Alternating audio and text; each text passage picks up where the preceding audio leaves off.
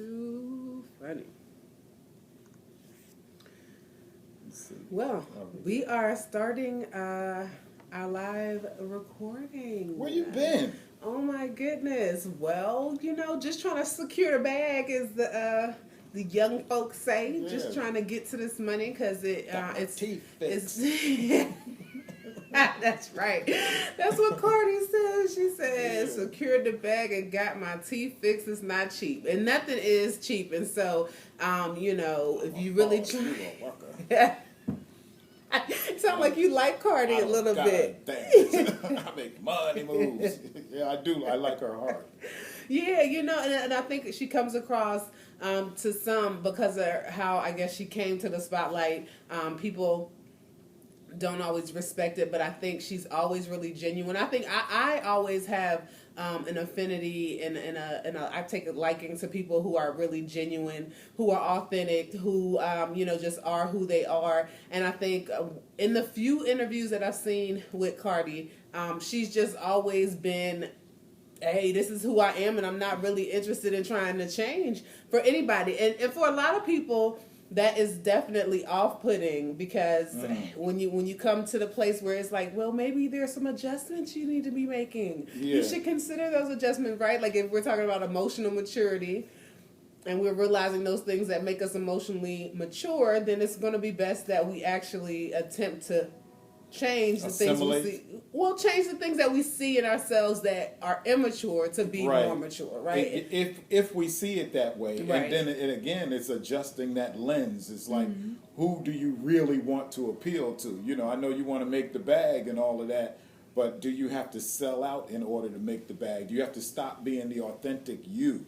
Yeah, and I think as sometimes we have to put on the face that people are more accepting and willing to first get our foot in the door, which is interesting because I've never really been that type of person. I always thought, hey, like I just want you to be all of who you are as soon as just right out the gate. But I think everybody just comes with this expectation of first impressions last forever, and it's like not for me because hey, I trust that people are human and have bad days, but that's what it is. And you do what you gotta do. But speaking of new faces, I see you took that beard off.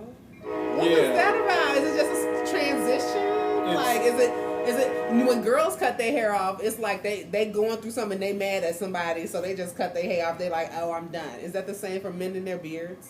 It's similar, but it's not quite the same thing. And I came to understand it, I believe, from observing women and understanding how it is, how men relate differently, and how people relate, particularly to black men, and how how they wear their hair and their beards or whatever, and so I just come to find it as a when I grow my hair, it's a symbol of what I've learned during the period since the last time I wore a beard, and so I was dealing with the goatee style. I like it, and I'm going to do it again. When, I don't know, but also I'm noticing, especially when I reviewed the videos, how the scrape marks of the razor are showing on my face, and so You're probably the only person that noticed that. I know that's that self-consciousness, but by the same token, I understand, that it's basically a symbol of scarring. Yeah. I'm scarring myself. Yeah. And so I back off and give my face a chance to heal, and I will grow a light beard for a while, and and I'll deal with that for months at a time, and then when I feel that I really want to step out and let my Afrocentric style hang out even more, I'll do the beard. I'll get the T.D. Jakes, and then I'll get the David Banner comments and so forth. But what it is that it's the expression of myself and the development of the culture for me, because that's to me, that's I'm always growing. If I'm not growing, then I'm dead. Yeah, absolutely. That's exactly right. And it was funny because I saw a post from someone I guess it was earlier this morning, because I've kind of been at it for a while this morning, but she was mentioning how there was a conversation that she had about people from the continent of Africa not always getting along or feeling as comfortable with Black Americans, African Americans we're called, and seeing how the usage and the introduction of African cloth and kente cloth is being used and things like that. So I thought it was interesting because for graduation you shared a picture of me and my quote unquote African pattern dress or skirt. And I always am very mindful of the fact that sometimes there are patterns and culture, there are certain patterns that are used and that are assimilated and not necessarily authentic from Africa. So everything that looks like kente cloth could very well have been created from your Asian neighbors and sold to you as African, similar to made in Japan, right? And also like your African beauty hair products, right? Like it says African Pride and it's made right in Vietnam. So but I guess the reality is we have to always be mindful a lot more often now about this what people refer to as oh my goodness, the word has slipped me, but appropriation. And a lot of people are saying, oh, well, one of the things that I didn't agree with on her post was that she said a lot of us came from Africa. And I think in reality, a lot of us came from natives, or what people refer to as natives, who are aboriginals here on, the continent of what people refer to as America. So, I think many of us are aboriginals, but because of the mixing of folks from what a lot of people say from West Africa, it is what it is. You know what I mean? But I want to say this. I have to. I was meaning to say this, like come right out the gate with this morning, to tell you how much I appreciate you, and that iron sharpens iron. Absolutely. And you help me keep a little balance in here, because there are times when I really just want to go off the deep end. And I don't necessarily want to take you with me.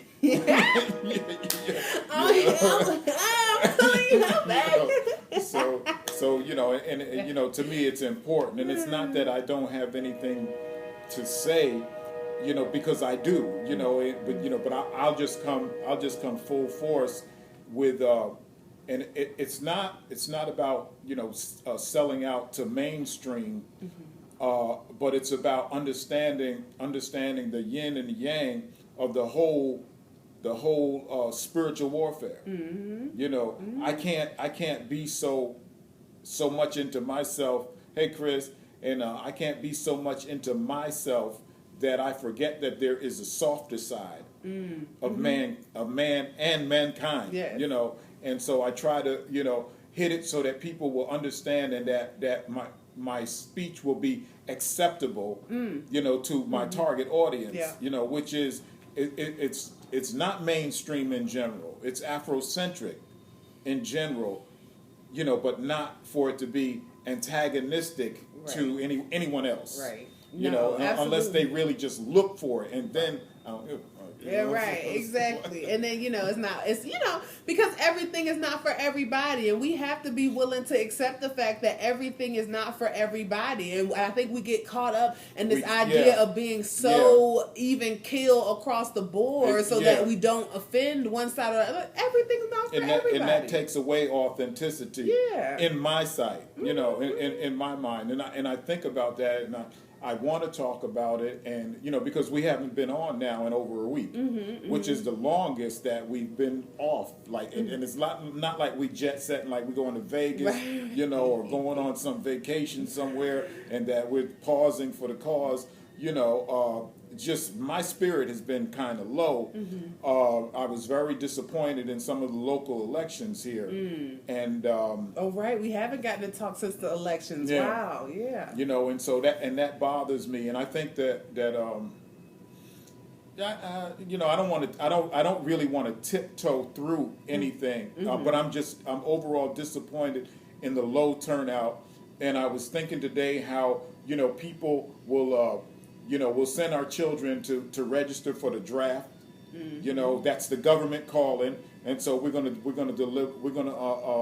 send our kids to sign up for the draft. We're gonna go sign up for food stamps, Section 8, welfare, whatever else it is, but we won't sign up to vote, so that at least we're registered in case somebody comes along that we can appreciate and be able to go to the polls and vote if need be. You know, and there are some people that are adamantly against participating in electoral politics, and that's their business too. I mean, it's on them. What do you do in place of that? Because we're here, you know, people say, you know, that the Father is going to take care of everything, and that the wicked will be destroyed by the Father, by the righteousness of the Father. But I am the righteousness of the Father, you know, and so I believe that I do have some actions that I need to be participating in. Exactly what they are. That's what I say. When I tell you I'm going introvert, Right. you know, when I'm doing an introspection, I'm looking at ways to bump up what I do and to make it more productive and to the glory of God. And some people won't understand it. Well, the way you talk, all that trash come out of your mouth and all of that, because I'm trying to relate to people who understand what I'm saying and not trying to, you know, decorate their speech with you know, with a whole bunch of superfluous. Yeah, no, because you know people are always going to be you know there's always going to be this discussion about you know things that tickle the ears, right? And it's never for me about tickling anyone's ears, but I do recognize, because I've had the fortune and the privilege, it's a real privilege to be able to have navigated multiple circles and to understand multiple, you know, ways people receive certain words, right? And yeah, absolutely, you know, exactly.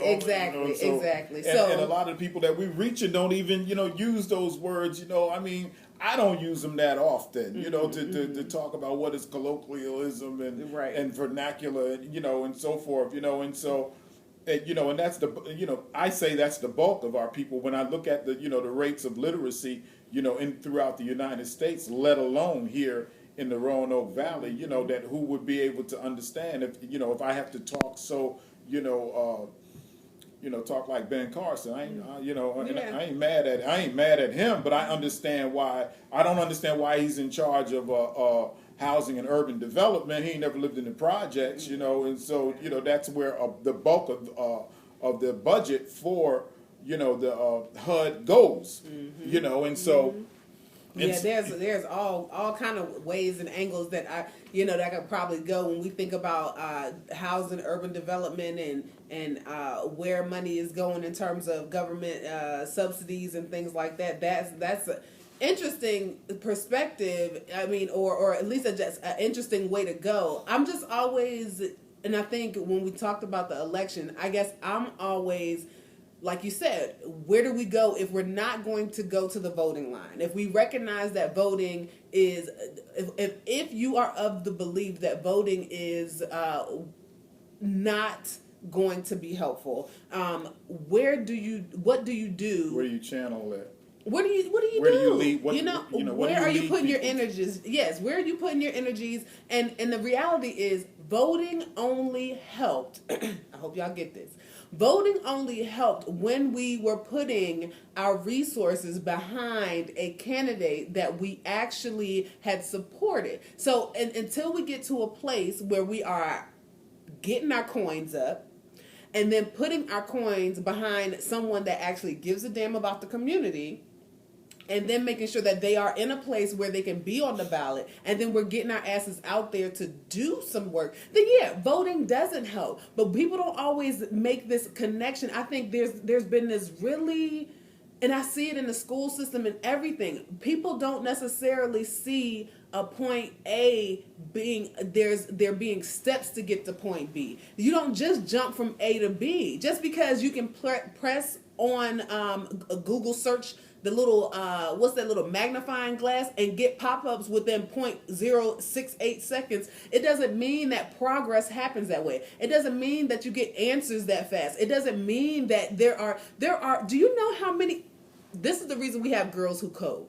Because what you have to understand is that there are specific algorithm meaning steps that that computer had to go through. It's just been able to mimic your brain so well that it can come up with something in 0.6 seconds, right? And so because that computer can mimic your brain so well, it comes up with something and it works it out really quickly. And in reality, your body, okay, just give me a second here. Your body works it out. Your mind, a lot of times when you realize, when you looked over there and you thought, oh man, there's something that I need to get done. Your brain's already pushing you in that direction to get it done. However, you know that you have something else to do, like cook a dish, and so you can't get it done right away. But your brain is already putting you in the direction to remember that something else is going to trigger, and you be like, oh yeah, I remember I had to go back to do that. That's your brain working it out. But the reality is, when you are trying to get to a final goal, there are steps. It doesn't happen quickly. It's just a matter of what you've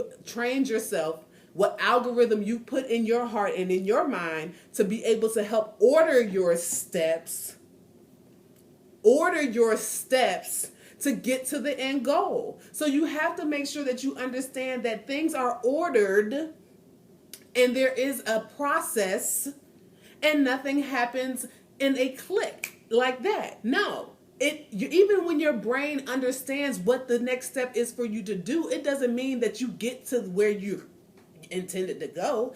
Your body is then put in motion to take the next step that it takes to be able to get you where you have to go. So you have to be able to trust the process. And so trusting the process, though, means making sure you're taking the first step, and sometimes that means getting your ass to a damn voting line so that you can, or at least finding the candidate that you're willing to support. And if not, I've seen a couple of posts in social media, and something that I've seen, at the polls, in my experience is that, you don't see very many Asians voting, but yet they have a cohesiveness in their community that they have their own government going with the way they do the things that they do in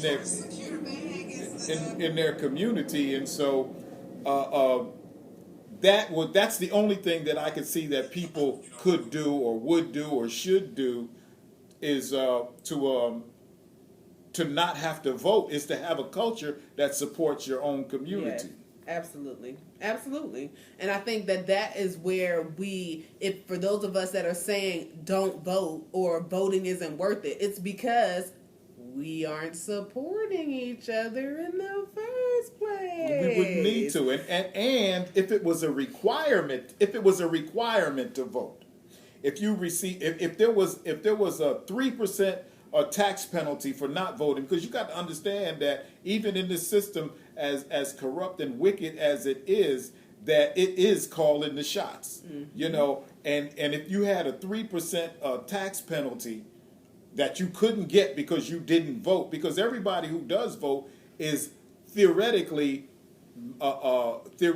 making the decisions for everybody, period, whether you vote or not. So therefore, the 26% or whatever percent that goes to the poll are making decisions for the 100%. Mm-hmm. And if you said that, okay, now you want to go sign up for whatever government benefits that there are, and you don't vote, you are not entitled to those benefits, your ass would vote. Mm-hmm. You would go vote. If you're not going to get your food stamps, if you're not going to get your tax breaks, or whatever it is, it would apply on all levels. I'm basically talking, to people that I deal with. Mm-hmm. So I'm not going to, you can take it across racial lines or however you want to take it. Mm-hmm. But if you got your housing vouchers cut because you didn't vote, your ass would go vote. Yeah. And the reality is you're getting your vouchers cut because your ass didn't vote. Right. So think about the situations that are happening now. Jeez. And think about what level of activity you had, and think about your involvement in civic activities. That's all. Just think about how much you've been involved in creating the quality of life that you have now. This is what the work of Iron Will and the Iron Will movement is all about. It's about making sure that you are evolving as the process is evolving, and you're being revolutionary because it's a necessity. Inevitably evolving and revolutionary by necessity. That's what IERN, even though we pronounce it iron. Will is earn. Everybody's like earn. Iron will is really all about, because we have to get to position ourselves to say, okay, I'm going to create the kind of life that I want for myself. Because at the end of the day, that's how it's going to happen. Once you make the intent decision and focus on what it is you want, there's nothing else there's nothing stopping you. Your body and your brain is going to position you to move and order your steps, because that's how beautiful the brain is. Computers aren't advanced. Your brain is. And the computer is mocking the brain. People have taken all these years just to figure out, how can I make this little chip act just like the human brain, which is the most sophisticated creation in the universe. And then they're trying to make it into this little tiny computer that we seem to love. This device, y'all can't go nowhere without it. But you don't use your brain. What the hell is that for? What is that about? What is that about? Don't want to. Want to look at the calculator, got to add up some numbers, go straight to the calculator. It's true. Nellie says people shouldn't complain if they don't use your voices by voting. That's just why we have this orange thing. And speaking of orange things, not that it's the same that I'm thinking of, but I'm looking at it, and these chemtrails have been really, picking up. There were like a ton over the sky that day. All over the place. And they were here yesterday morning when I got up. They were in this area, and I watched the activities, and I put a post on my Facebook and Twitter feeds this morning about buying a water tester, water testers to find out, what the quality of the water is in your area. Something that you need to know anyway, But what I looked at as these, and I've heard all kinds of stuff. It's the combustion from the condensation of the, But I watched these planes pop up, and they were turning those jet streams on and off at will. What it looked like. Well, you can tell me that there's a mechanical reason for it, but they were just shooting up almost like they were playing tic-tac-toe. And they had these squares and everything that were going along.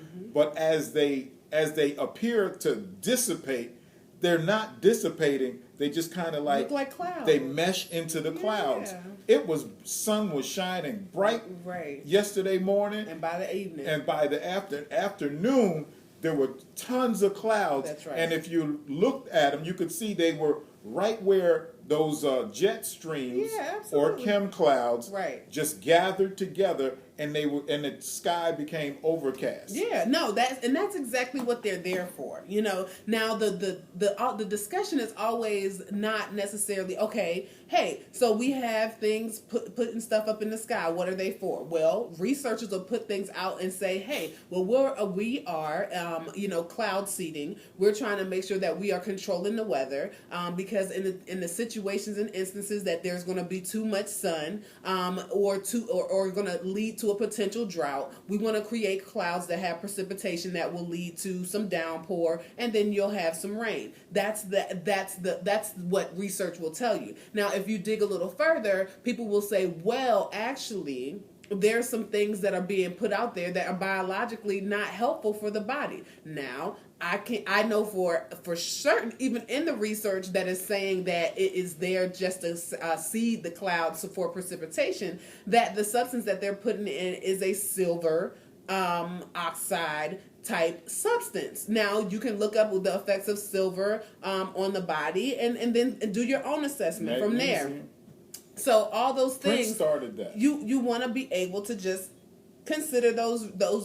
That's the reality. And I actually just started monitoring a weather monitoring station recently. So my new position is to really evaluate and make sure that all the systems that are monitoring whether how much sun that our solar farms are supposed to be getting. So there's a level that, hey, if this panel is perfectly clean and maintained, there's a certain amount of energy that it should be getting from the overcast, the sun, whatever value of amount of sun that we have, and all that data is sent back to a place where the people that own the particular company, and they are then monitored to know how much energy we're supposed to be able to create from the amount of sun that we've had over a period of time. And so again, this is big business. This is big business. And so we have to be able to monitor it. But if nothing else, right, if we know, oh, well, if you're going to take the woe is me, we can't control these chemtrails, oh, what, there's nothing that we can do. Well, make sure that your babies are going to Elizabeth City State University to get their aviation license, because there's only going to be more pilots needed for these chemtrail clouds and these planes to fly overhead,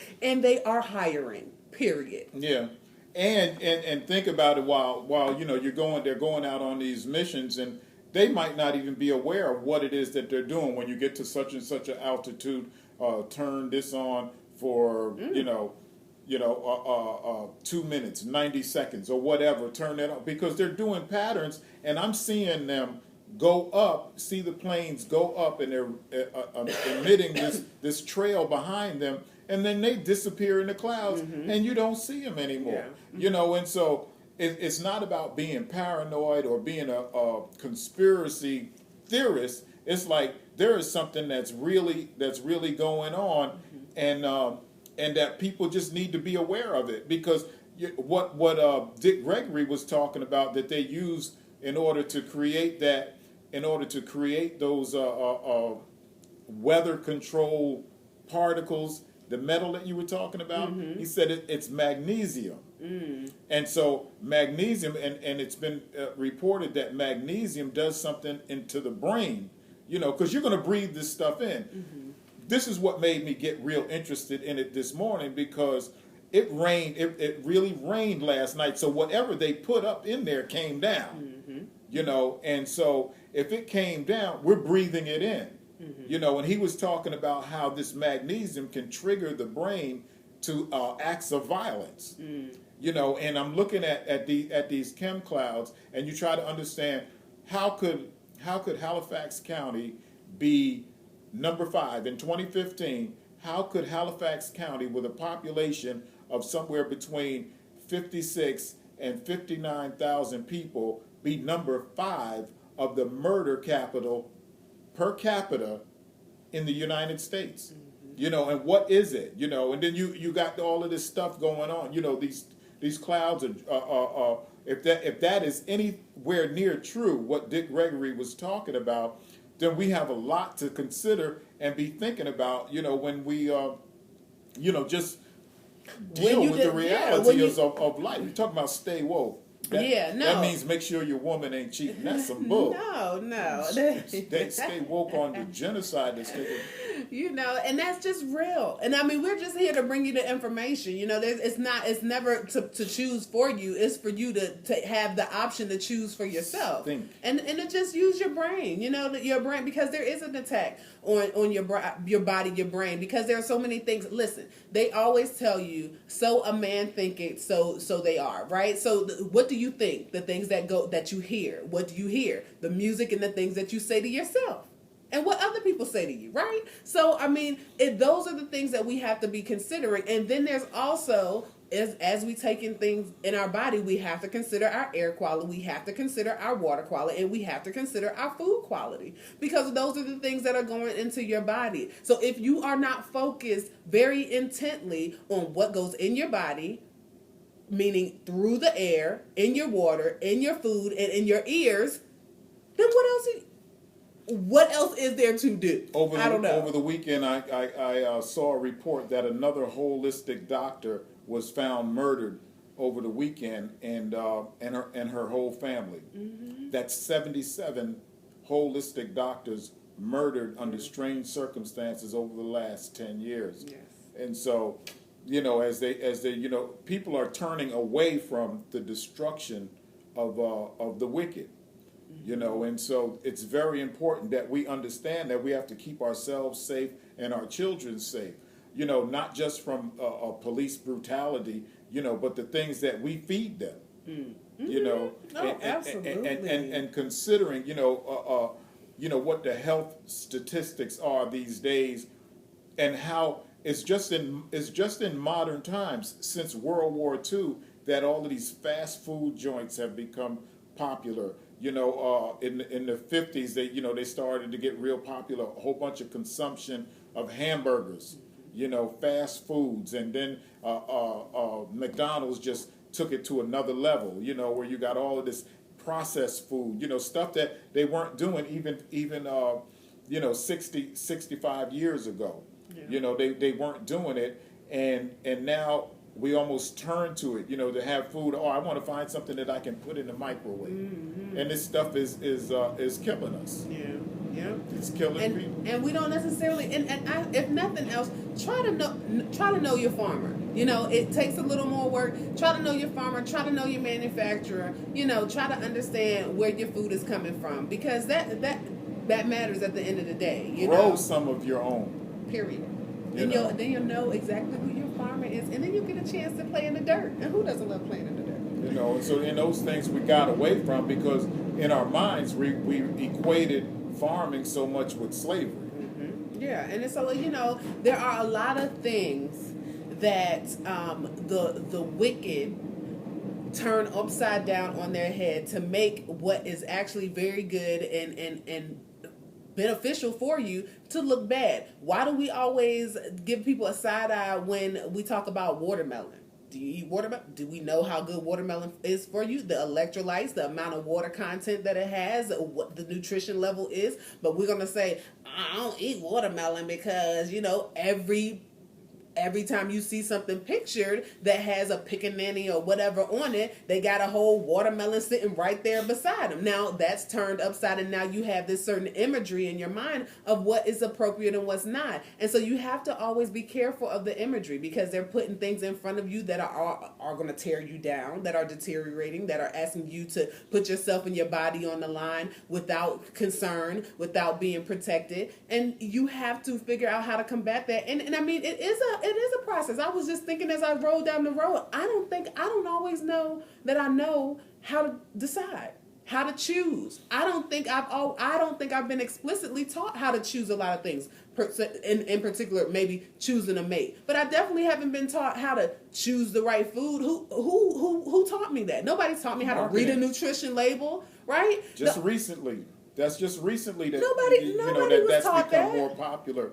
And it's actually stuff that 45 he wants to dismiss. Wipe out. He wants the Environmental Protection Agency. He doesn't think it's necessary. Yeah. You know, get rid of the Environmental Protection Agency. You know, there's just so many things, and it's like who's in charge of the marketing machine is what determines what people in general will think, and what they will purchase, and what they will consume, and so forth. That's right. And so the part of the culture and the kingdom building and cultural development and community development is that we have to find ways. We're just talking about that earlier, you know, in a side way about how we can market and produce our videos to go out and reach people that, you know, so that no other entity will be in charge of how we get our information out to people, and keep it appealing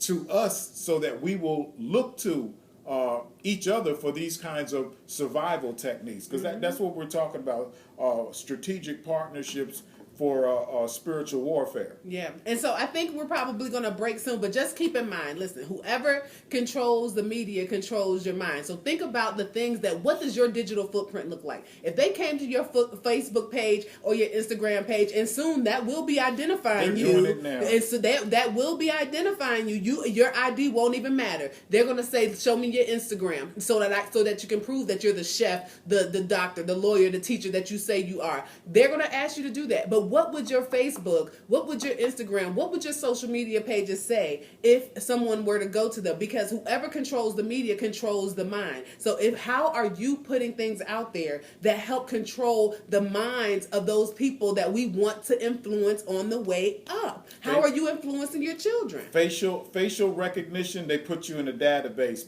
Facial words that you use on a regular basis, whether it's love, hate, Jesus, whoever, they get categorized and subcategorized and put into, okay, how often does it, so that they can determine whether or not you're worth listening to find out whether you may be a threat to the status quo. Absolutely. And it's not necessarily that you're a threat to the status quo. The status quo is just they're isolationists. They don't want you to be part of the decision making in how to improve upon civilization.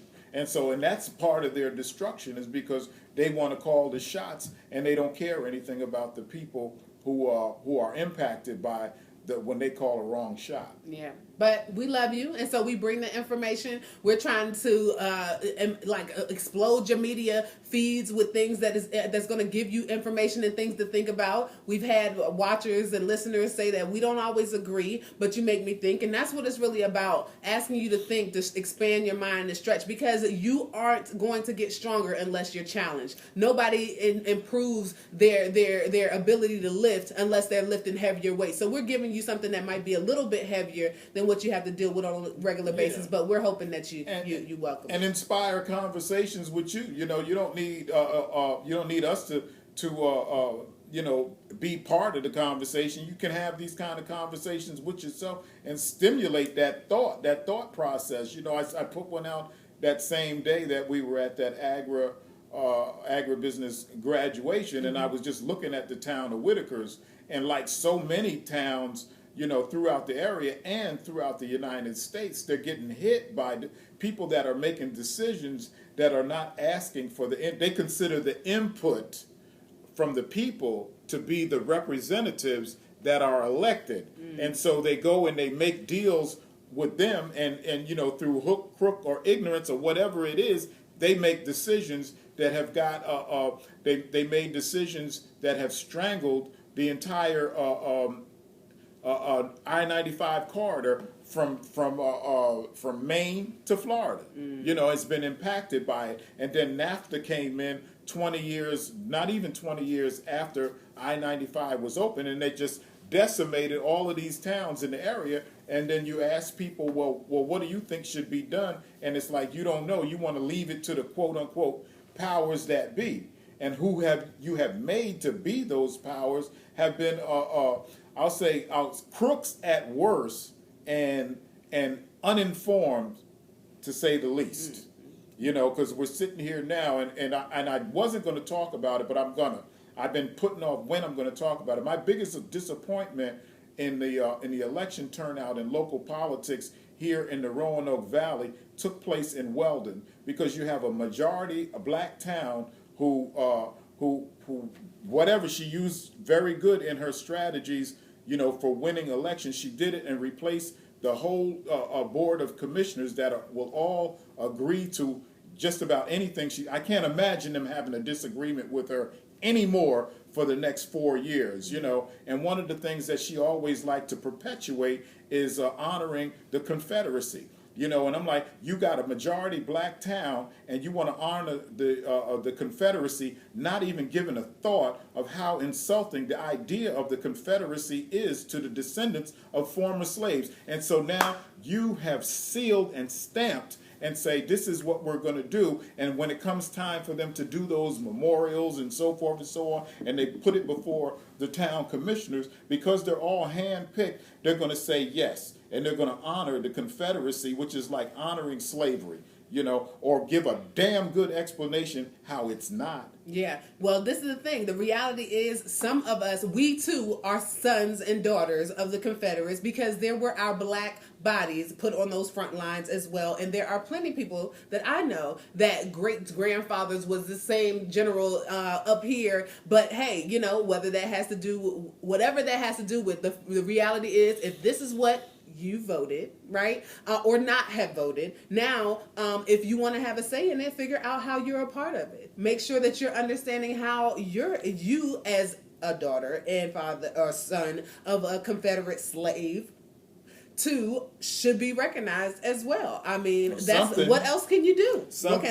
What else can you do? Something. Something has to be done. I mean, think about how you're going to be active. Because at the end of the day, being upset about the fact that these memorials are going to go up, you can't get mad at this point, right? Because especially if you weren't in a part of the process in deciding or voting, as Nelly said, if you haven't shown or put your voice out there through your vote or through your actions, through your walk, through your steps, right, to make sure that somebody is in place to be sure that they represent what you believe, then you have nothing to say. You can't picket and protest when they start putting up memorials. Now you have to figure out and do some more research and be thinking about, well, you know what? Some of the black bodies that were Confederate slaves and soldiers as well, maybe I need to be figuring out whether I'm related to some of them.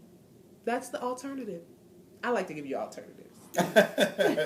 Anyway, that's some of the stuff that's been on my mind lately, and and I'm going through the changes. I'm morphing into a greater gift. Power Rangers. Yes, I'm going to whatever it is that God has for me to do. He continues to show it to me and tells me not to just sit on it. Yep. And so I'm going to bring the information back to you, and I hope it's appreciated. God From the bless heart. you. Talk to you. All right, got to turn.